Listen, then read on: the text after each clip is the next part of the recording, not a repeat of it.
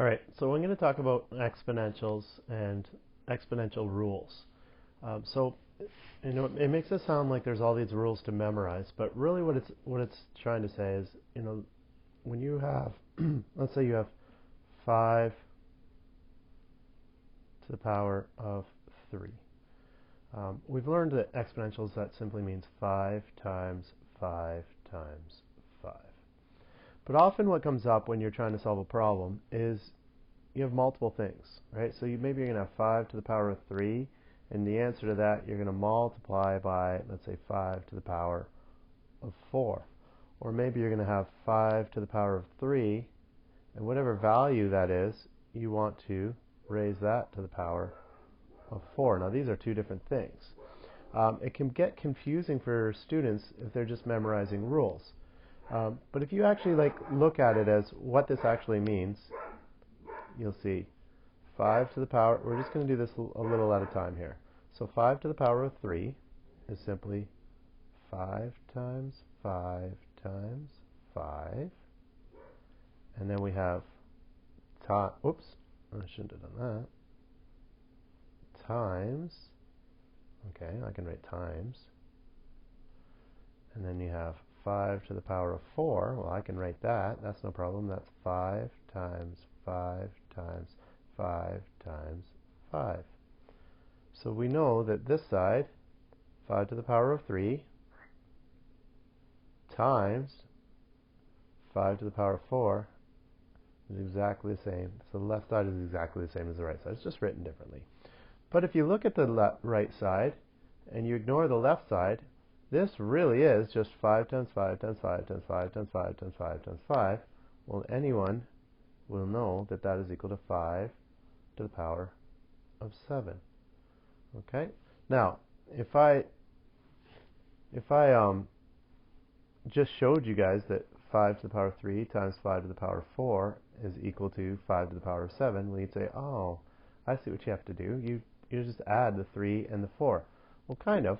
It's because these 3, are going to be 5 times 5 times 5, times, you're going to have another 4.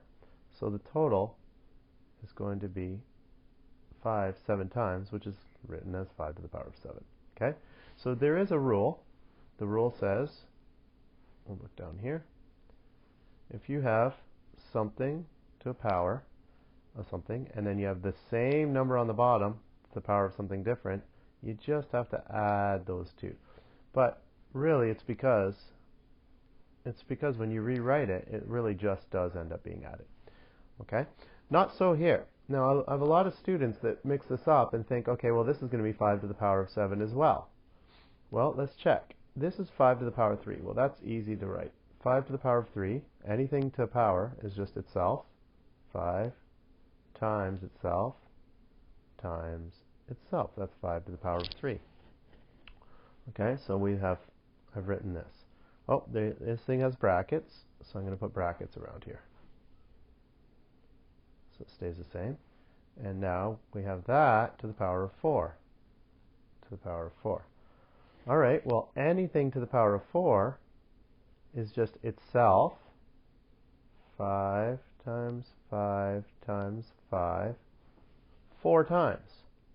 So that's once. That's one time. Times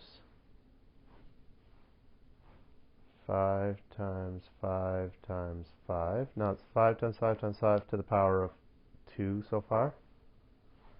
Times 5 times 5 times 5. That's 5 to that's 5 times 5 times 5 to the power of 3. Times 5 times 5 times 5. That's 5 to the power of 3 to the power of 4. Now you see how this is a different scenario altogether.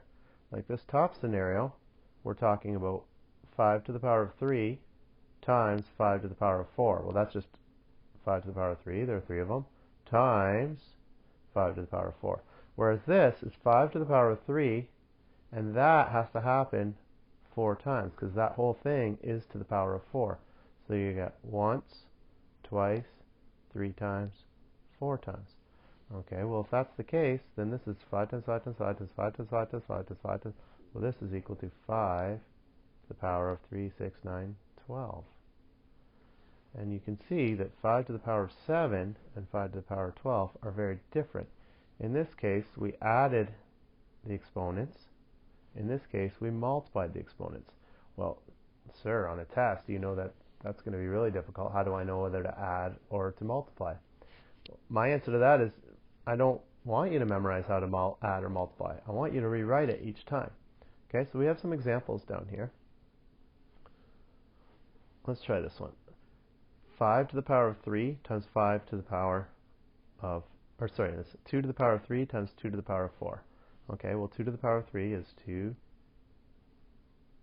This equals 2 times 2 times 2 times 2 to the power of 4, which is 2 times 2 times 2 times 2.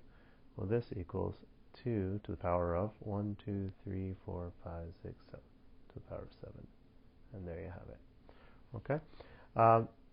Now, I don't expect you guys to write out 2 times 2 times 2 times 2 each time. Right? I do expect you guys to kind of figure it out as you go. But when you mix them up, I want you to go back and do that so that you make sure you get it right. Okay? Because I don't want to see an answer wrong on the test just because you mix them up and you say, oh, well, you said I didn't have to write it all out. Well, yeah, you don't have to write it all out if you memorize, if you know it well and you're not going to make any mistakes. Okay, so let's try this one right here. It says 2 to the power of 3. So we got 2 times 2 times 2 times 2 to the power of 4, which is 2 times 2 times 2. It says, it says, that's the exact same one. Expand this, then write it as a single power and evaluate. Okay, well, we just wrote it as a single power, 2 to the power of 7. And if you put that in your calculator, you're going to get 2, 4, 8, 16, 32, 64, 128. There you go. So that's your answer. Okay, let's try the practice. 2 to the power of negative 4 times 2 to the power of 6. Sounds like we need to talk about negative powers. I'm going to do that on the next video.